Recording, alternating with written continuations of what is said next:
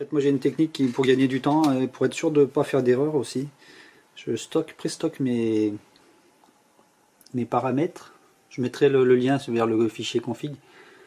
Donc je pré-stocke les paramètres que je vais rentrer directement en ligne de commande. En fait, c'est la plupart de ces paramètres, on peut les régler avec l'interface, mais le fait de les avoir moi sous un fichier texte, je trouve ça plus commode. Donc le loop time, ça on l'a déjà réglé avec le gyro. Small angle à 180 degrés, ça veut dire qu'on pourra armer l'avion quelle que soit sa position. Ça sert surtout si par exemple on est coincé dans un arbre, à pouvoir désarmer, réarmer, et puis des fois mettre des coups de gaz pour essayer de le décoincer. Extra arming safety, c'est un paramètre important, il faut le désactiver, il faut le mettre sur off, parce que sinon, quand on n'a pas de verrouillage satellite, on ne peut pas armer.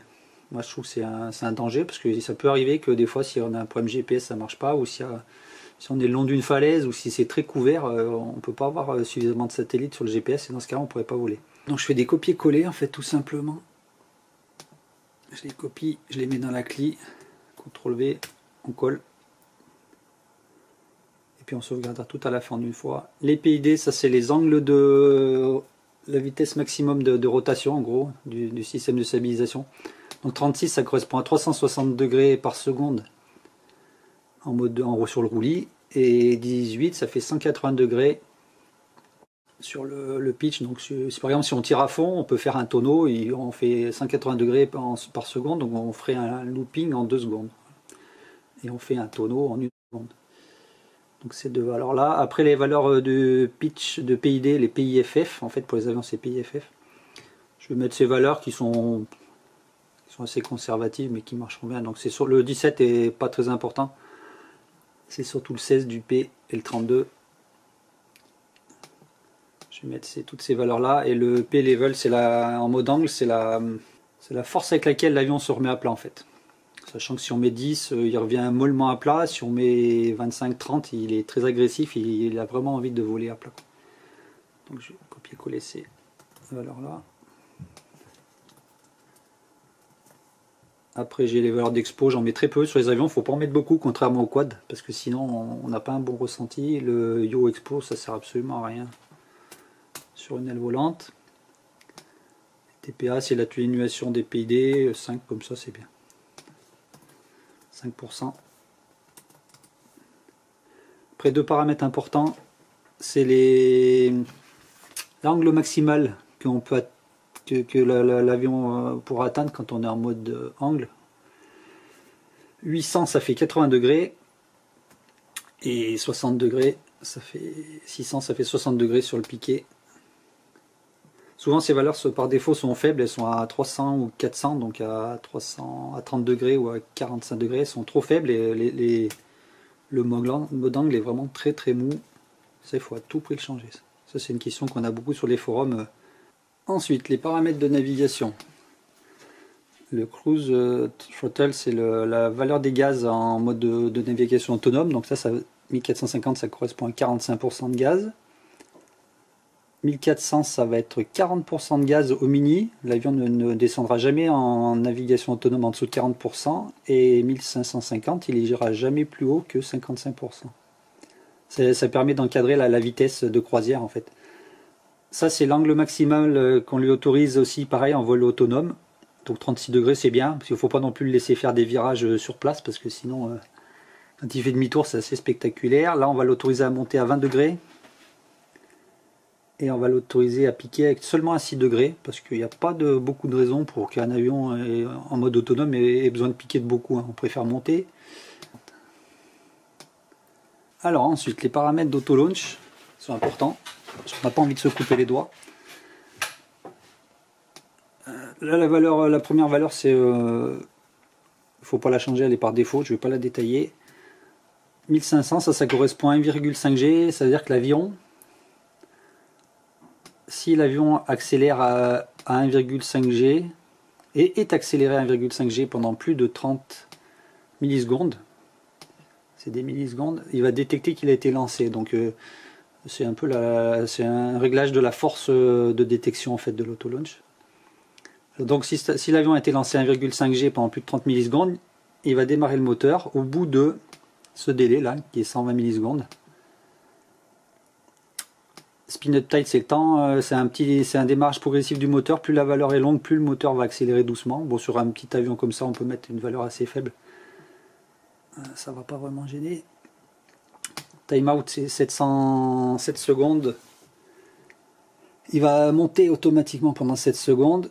Et 12, valeur importante, il va monter à 12 degrés. En fait. Donc, alors pour récapituler, on a à 12 degrés la langue de montée. Là, on peut régler une altitude maximum à atteindre, ça il vaut mieux le laisser à 0. Ça, c'est la durée de la montée automatique, 7 secondes. Ça, c'est le temps que va mettre le moteur à accélérer de 0 à 85% de gaz. Ça, c'est la vitesse de moteur au ralenti, mais moi j'ai hélice arrêtée au ralenti. Et là, c'est le délai, donc en millisecondes, entre le moment où il a détecté le lancer et le moment où il démarre le moteur. Ça, c'est un paramètre important qui permet... qui laisse à l'avion le temps de faire 2-3 mètres, le temps qu'il s'éloigne des doigts avant que l'hélice commence à tourner. Voilà. Après 45 degrés, l'autolaunch se déclenchera jusqu'à 45 degrés. Ça évite que ça se déclenche si on laisse tomber par terre ou s'il est à l'envers, etc. Pareil, ces valeurs, on les met dans la clé. Après, le dernier bloc que j'ai, c'est le mode RTH, donc le retour automatique à la maison. Avec 2000, on lui dit de pas le déclencher, de jamais le déclencher si on est plus près que 20 mètres. C'est logique, hein, si on est à 20 mètres de saut, on n'a aucun intérêt à faire revenir l'avion. Je vais le laisser sur off. Si on le met cette valeur sur on, l'avion va d'abord monter et après va revenir. S'il est sur off, il va tourner, revenir et monter en même temps qu'il reviendra. Alors c'est suivant les cas, on peut préférer l'un ou l'autre. Moi je préfère comme ça. Là il revient le plus tôt possible en fait avec ce paramètre là. Dès qu'il va avoir un fail-safe, tout de suite il va faire le virage et il va commencer à revenir en montant. Alors il y a des plus et des moins parce que si on est entre deux rangées d'arbres, des fois il vaudrait mieux monter d'abord et tourner après, mais bon après dans la pratique c'est difficile de trouver un cas qui correspond toujours. Là on lui dit d'ignorer tous les problèmes qui pourraient arriver pendant la phase de retour. Là on lui dit qu'il essaiera de se poser que si le RTH a été déclenché par un fail-safe. Fail-safe, c'est sur une vraie erreur de la commande. Si on met never, on pourrait mettre never. Là, il n'essaiera jamais de se poser automatiquement. Ah, effet Sunny, c'est la valeur la plus qui couvre le plus de cas, à mon avis. Après, c'est le mode de retour. Et on lui dit de revenir à au moins 7070 mètres. Donc, on lui dit de revenir à 70 mètres. Et une fois qu'il est au-dessus du point de départ, du home, on lui dit de descendre à 40 mètres. Donc, ça permet de revenir à une altitude qui est suffisante pour passer par-dessus la plupart des arbres en plaine. Une fois qu'il sera au-dessus de soi, il va commencer à tourner, il va descendre un petit peu jusqu'à 40 mètres et il va tourner à l'infini. On prend ces valeurs. Tac. Quand on a fini, on n'oublie pas de faire save surtout.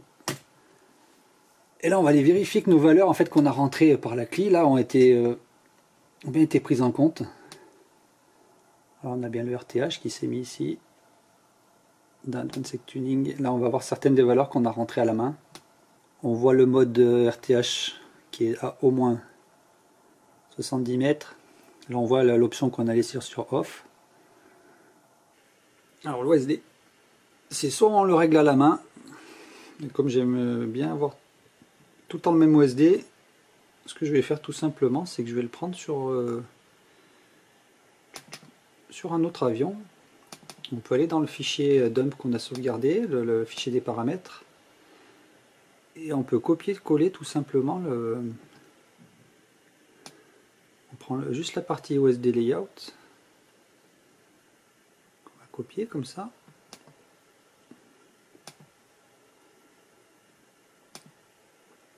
envoyer dans la clé, on va coller les valeurs.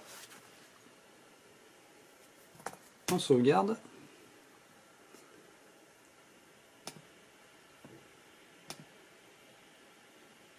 Et quand on revient, moi j'ai mon OSD qui est comme sur mon autre avion, j'ai pas eu besoin de tout le refaire.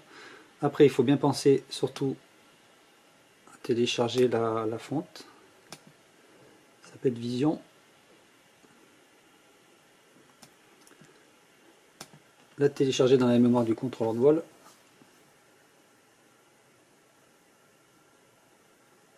Alors souvent ça plante le configurateur, je ne sais pas pourquoi, on revient.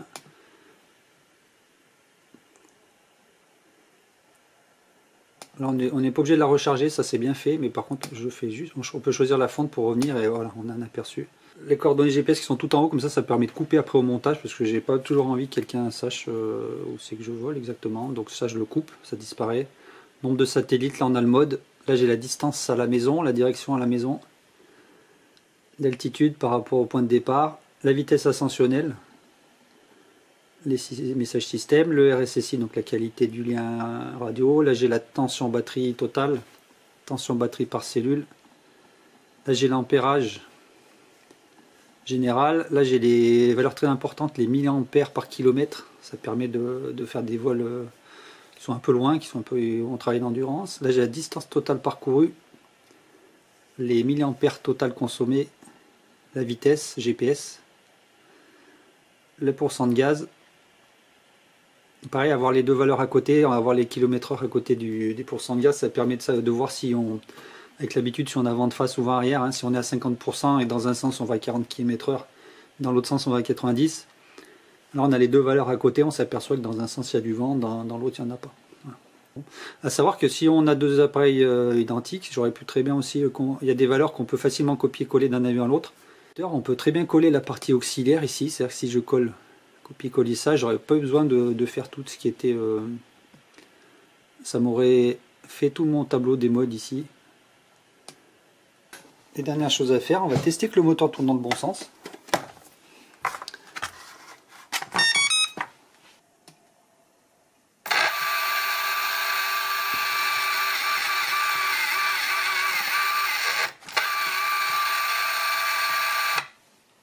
Et donc là il tourne pas dans le bon sens parce que là il tourne vers la droite.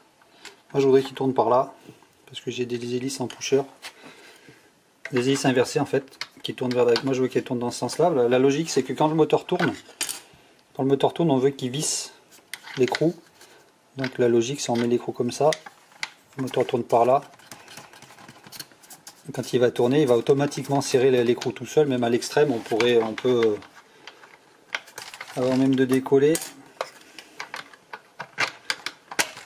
Si on met vraiment l'hélice et qu'on la serre à la main et que le moteur tourne dans le bon sens, avec l'hélice dans le bon sens, on n'a même pas besoin de la serrer plus que ça.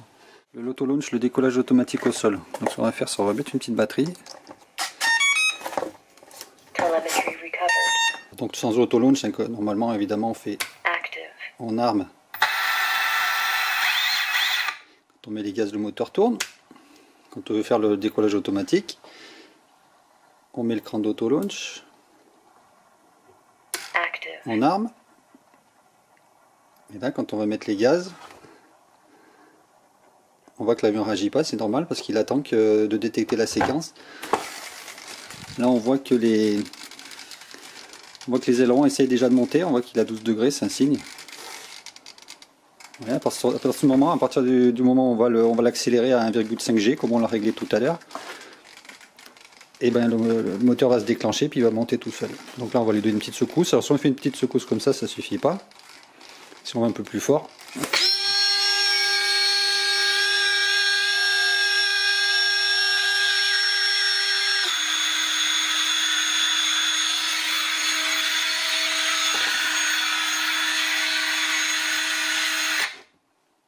Ça marche.